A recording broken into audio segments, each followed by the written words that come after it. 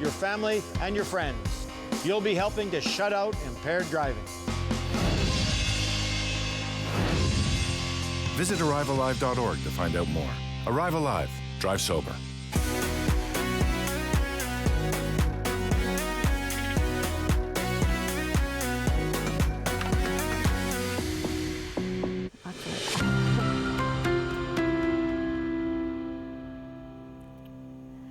Join me over coffee as we delve into topics that affect our everyday lives. And today I'm in conversation with Brian Barrie, who is a retired lawyer and an author. And we're going to be in conversation about his hybrid novel, a true crime that happened in our local community. Let's see if I can get those 4 titles correct. It's called 4 Bullets, 4 Witnesses, and 4 Liars. What an intriguing title for a story, and particularly because it's a local true crime hybrid novel. Fascinating the way in which Brian has put this entire story together.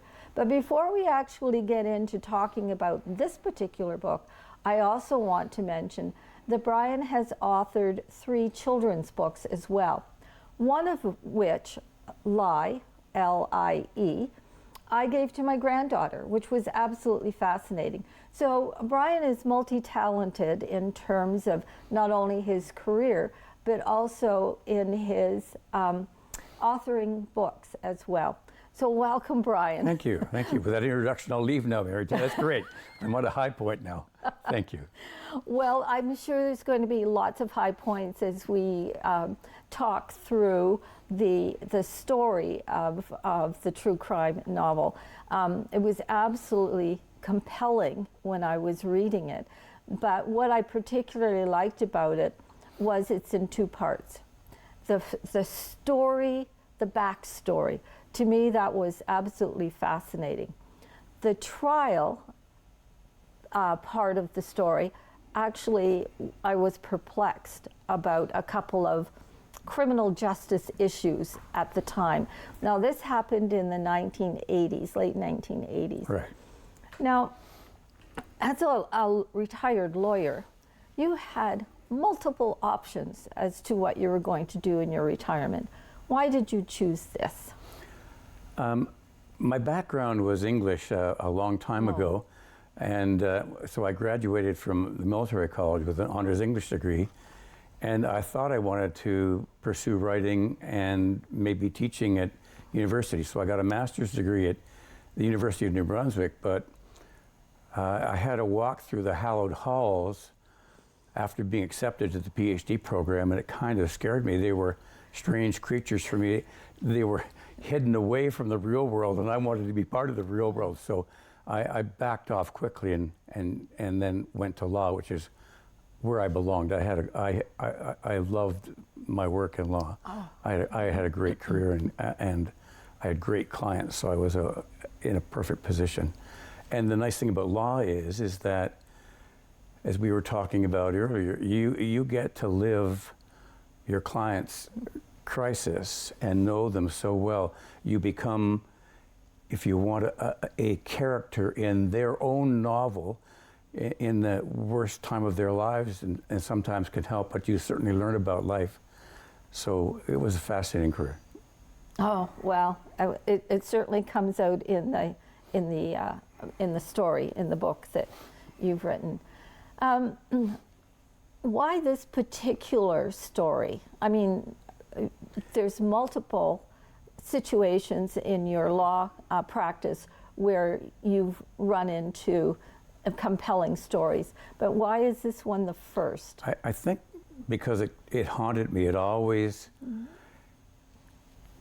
it was so unusual, first of all, and there were so many barriers to a successful outcome that it really tested Julia and my mettle to see where we would come out. And it's a very strange case where it looks like it's impossible for your client to ever succeed in finding a reasonable doubt, and yet it somehow happened. So it was like a miraculous case.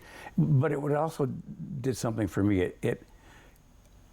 I became proud to be a defense counsel. In the first 5 years of practice, criminal lawyers don't often have a great reputation. So in the first 5 years of practice, I might hang my head if I announced that I was a criminal defense counsel, but not after this. This case taught me to be proud of what I did and how important that role is, because you're the last thing to stop this ponderous, great, big, crushing machine that's in place to find people guilty. Well, it's interesting. I've always been fascinated with the criminal justice system from the point of view that in this particular case, you have a preconceived prosecutor. This is a cut and dried situation. Yes. And you and Julia Morrow, who I believe at one time she became a judge, but she still is a sitting justice here in Owen Sound. Okay, well, the two of you were starting off with this particular case, and I found I was perplexed by prejudice by the judge and by the Crown prosecutor, and that kind of rankled a little bit. And I do know that that both sides have to go in to do the best job of the best outcome. Right. But it's so adversarial, and I don't know if that has changed in any way. Like back in the 80s and 90s, and previous to that, it was very confrontational. It's still adversarial, and it can be confrontational, but then there were more personalities that entered into it. And so, the Crown Attorney at that time was Kenneth Ray. And Ken was a fabulous orator. Mm-hmm. He acted in Little Theater here from time to time. I'm not sure if you remember this, but he did. And he had a fabulous voice and a great grasp of the English language. But he felt that if he thought that someone was guilty, that was the end of it from his perspective. And he could be arrogant, obnoxious, and sometimes relying too much on his oratorical skills than preparation. And I don't mind saying that, because at an early stage in our careers, we became professional enemies, basically. And so there were times where the men in blue had to come between us to separate us, which is not the way it's supposed to be. Yeah. And thankfully, I found it much later in my career, many prosecutors were cut from a different cloth, mm-hmm. and I'm still friends with them now. And we could go hammer and tong in a courtroom, but at the end of the day, go out and have a coffee and talk about the case, or share a supper and understand that we were performing our roles.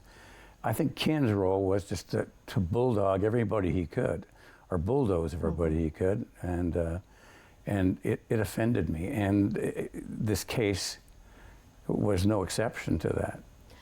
Well, I think quite often, hopefully not as much now, but quite often, poverty sets the stage. Poverty already defines the situation. If you've come from poverty, then there must be a quick decision of guilt.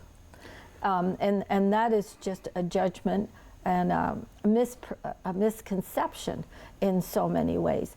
And this is what I found so compelling about the backstory. The backstory to me was almost more important than the actual trial. I'm glad you said that, because the backstory was important to me, in fact, to understand these people and what made them who they are. Yeah. And it's funny, in each of these people, sad as they are in their own right, they have a compelling piece of character that identifies them, makes them unique, like everybody else. So mm-hmm. It isn't poverty that defines us, but it's poverty that kind of makes people look the other way when they see them, and I wanted to make people see them.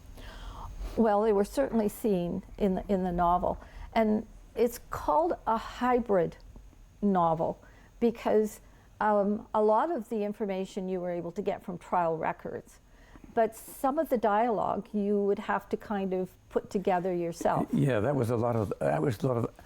The interesting thing is that every place, fact, actually took place and is verifiable.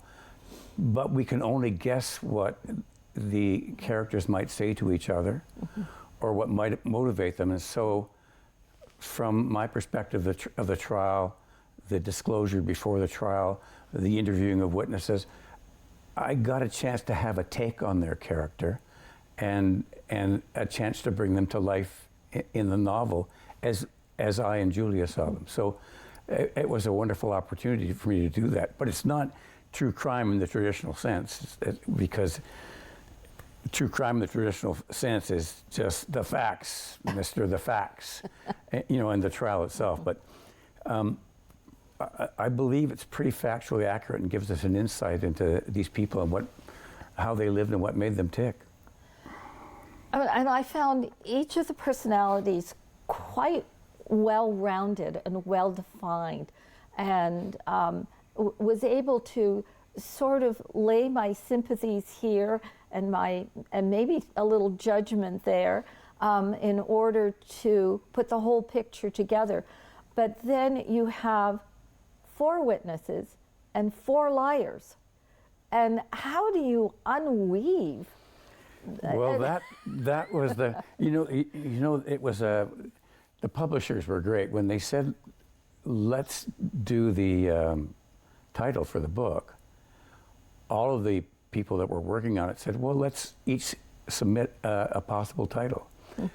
And that title came out on top easily because it described the book. So, the 4 bullets is pretty easy. That on the 26th of April, 1988, in the early morning hours, out at an East Linton cabin, the cabin that was the oldest wooden cabin in Sarawak, there was a James Strutton, who is a little whip of a man, but nasty as they come, apparently lying on his back, fully clothed, with his fingers tucked into his belt. And you would swear that he was asleep, except if you did a closer inspection. And a closer inspection showed the 3 bullet holes in the left temple, leaking brain matter, and 1 in the chest.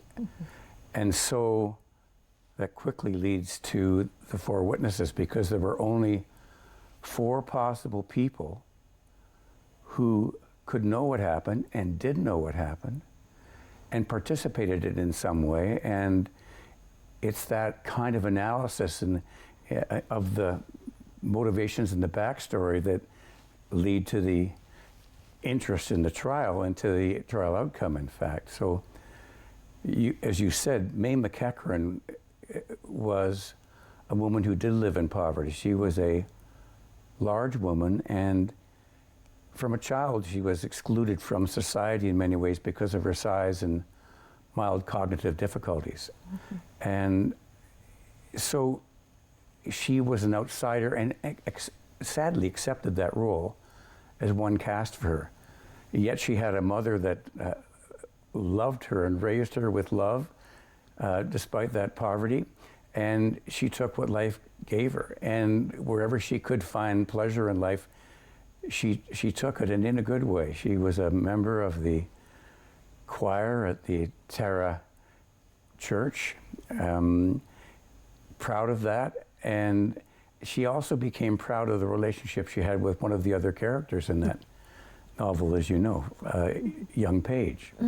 Well, I think all 4 of the characters somehow were on the outside of things. They were. They were all, can I use the word, sort of misfits, but not in a negative way? Yeah, just it's funny you should say that, because I had originally in one of the writings, talked about the misfit magnet, And then, you know, the publisher and the editor said, well, wait a minute, we should back that off for the same reason that it would be unfair to say that they were misfits in a bad way. They became outcasts for different reasons. So the young 15-year-old Paige Stevenson ran away from home because her mother was an alcoholic and conditions at home were terrible. And partly because she, I think, had an infatuation with the cousin Matthew Eaton, who was 7 years her senior at 22. And he was staying at the Stevenson farm because he too hadn't fitted into society well, and his parents thought he might do well on the farm. But as you know, he was a strange individual. He actually had a grade 12 degree from John Diefenbaker Secondary School in Markdale, but he seemed to be a literalist. He never understood life's cues in the way that most people do. And so he was strangely different in that sense, and enamored with Paige. And then we have May's mother, who was a potential witness, and her real name was Pansy Mole, and for some reason the editor wanted to change her first name to Daisy. I'm not sure if it was a flower preference, but that's what happened. And so we have these 4 people that were present in the cabin to know what happened. And the issue is, well, what was their role? Because there was a repeating semi-automatic .22 caliber rifle that took Jimmy's life, and the question is, who did it? And that's when the novel became a whodunit. And as you probably pointed out nicely, it segues to the 4 liars, because the interesting part is the police interview these people, the stories become strangely different and strangely compelling. And I don't know if you want me to go into that now or not. Well, it was the process of unweaving it. When all of them accepted responsibility at some point, all of them backtracked at some point, some forensic analysis, scientific forensics analysis, brought in other information, and so you're left with who did it? Like, who actually did it? Now, only one of the 4 personalities actually went on trial. Ken selected one out of the 4. I think that spoke to his arrogance. And so when Julie and I encountered the case at its worst, it was a May McEachran who had a tremendous maternal instinct, and in our view, took responsibility for everything, even though it was impossible that she could have done all the things that she said she did. So when the police conducted interviews, time and time again, she made voluntary statements that were admissible against her in evidence to say that she had done it, And it didn't take long to for us at least, to come to the conclusion that she was doing everything to protect the people that she thought were like her children, the 15-year-old Paige and the 22-year-old Matthew Eaton. And then the stories start unraveling. When Paige was first interviewed, she did the same thing. She said that she had shot all of the bullets into Jimmy Stratton. She'd given a different explanation as to why that she'd been attacked by him, but she gave that explanation, and she stuck to it when she was interviewed by the police, and they challenged her and said that she was lying. When they brought in her dad, she maintained the same thing. And eventually, the strange thing in this is that we watched as the police officer and her dad talk her out of making these admissions and talk her into a different statement, maybe, which ultimately became, well, May shot 3 of the bullets and Matthew shot 1 of them. And then we have Matthew Eaton, who would point any other place at himself all the time. He was a strange bird. And when the police came in, and it shows the problems with how police take statements. Because when the police came to Matthew and he maintained he had nothing to do with it, they suggested that it couldn't be at one time, it couldn't be May, and it couldn't have been anybody else but him. And as soon as the finger pointed at him, if he doesn't point it at Paige, the very young lady that he purports to love, so it becomes a strange entanglement. And finally, I think he learns the lay of the land from the police officers, so he comes forth with a statement that coincides with Paige's last statement. No, May fired the 3 shots, and I only did the last one. And this is where the arrogance of Ken Ray shows. Because Ken Ray then says, well, it's easy. I'm going to pick May because ultimately everybody in the end picked May, and May picked herself, so we'll charge May. And I will conscript these young people as witnesses against May. The problem with the conscription is that how do you get Matthew's involvement reduced to something that Matthew will cooperate with you? And so Ken Ray's theory was, well, the 3 shots in the head killed him. So all Matthew did was put a bullet into a dead body, and that's a crime under Section 182 of the Criminal Code, offering an indignity to a dead body. And so he had Matthew plead to that, put him on probation, and now Matthew was a perfect, happy witness that had no exposure to go to trial as on behalf of the prosecution. And as you know, part of the fun of the book is how badly it backfired against Ken Ray during the trial. Well, I'm not sure if all cases, was this the only case that was really this complicated for you over your career?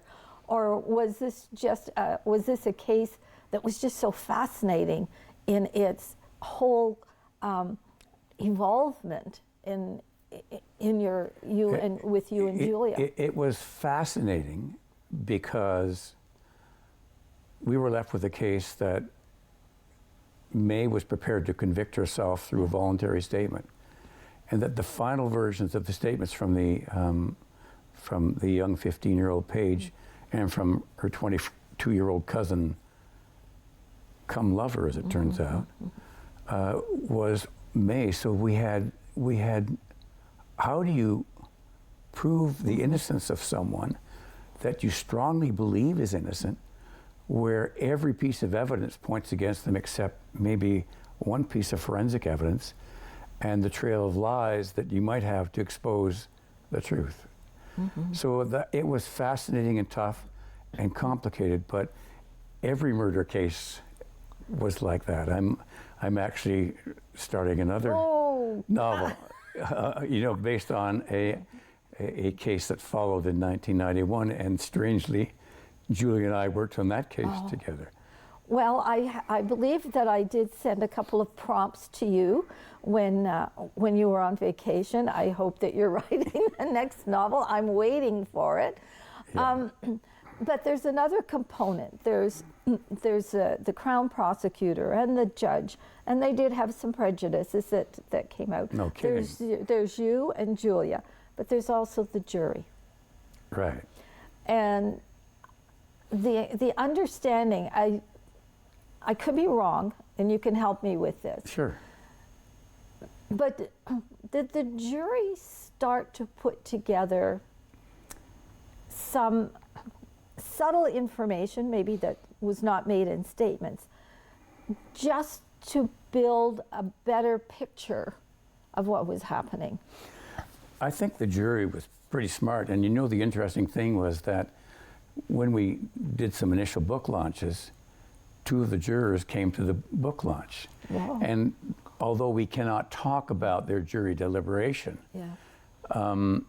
we could talk about the book and criminal justice, and it was quite fascinating to see that it still captivated them. So, yeah, I think what happened was juries take things very seriously. It's a very serious civic duty. And I think the trial took a turn at some stage as pieces of information came out that appeared to have been hidden by the Crown, maybe, and then by humor. So I'll take the first one, is that Kenneth Ray did not disclose a written love letter between Matthew and Paige. Mm-hmm. And clearly it was relevant because it would speak to motive. Mm-hmm. And clearly it was relevant because on the night that Jimmy was killed, he had thrust a shotgun into this young girl's hands, if you can believe it. Mm-hmm. And it's a horrific scene where he's actually inviting her to kill herself. Mm-hmm. He has so worn them down, mm-hmm. Jimmy, by his anger and his threats, that everybody was on a knife's edge, if you can use that term. Mm-hmm. So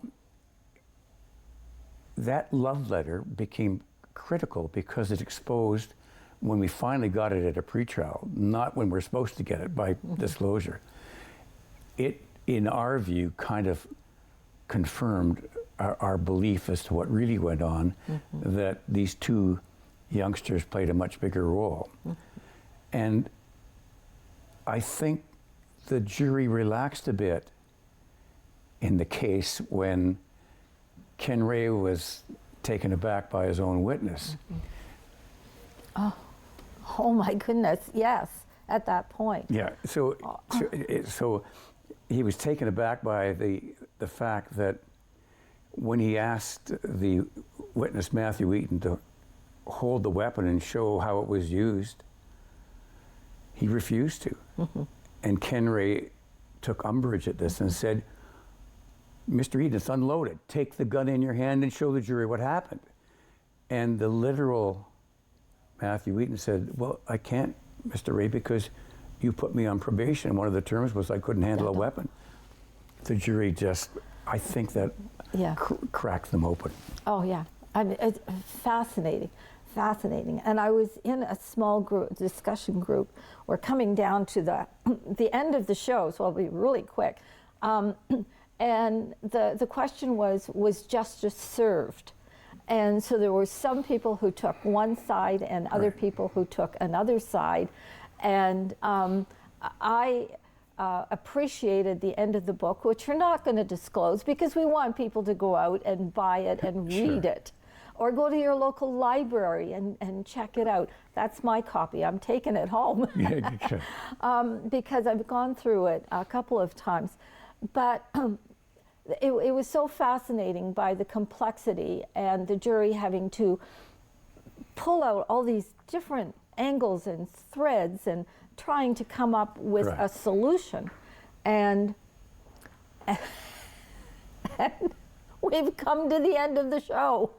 Well, I say justice was served, yeah. But it's a question that's asked by many, and I think the forensic evidence, the gunshot residue evidence, helps take you to the true story. Oh, wow. And it was good that Mr. Ray chose not to call that evidence as part of his case.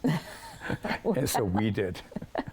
So please, the next time you're at the library or the bookstore, it's a fascinating book. You'll really enjoy it. You'll enjoy the landmark because it is part of our local area. And please join me next time on Over Coffee. Thank you so much. You. This was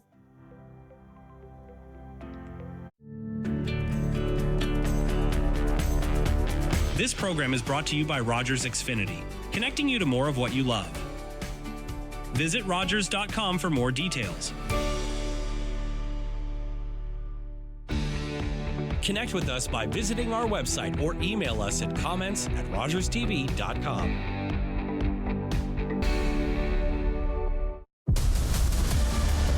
Good afternoon, this is your captain speaking. You have no idea where in the world you really are. Wow. No map, no plan, no clue. This is Destination X. Well, this ought to be fun. Oh, it's open. Austria. All you have to do to win is answer one simple question. Where the X am I? Summer days, summer nights, lots of things to do.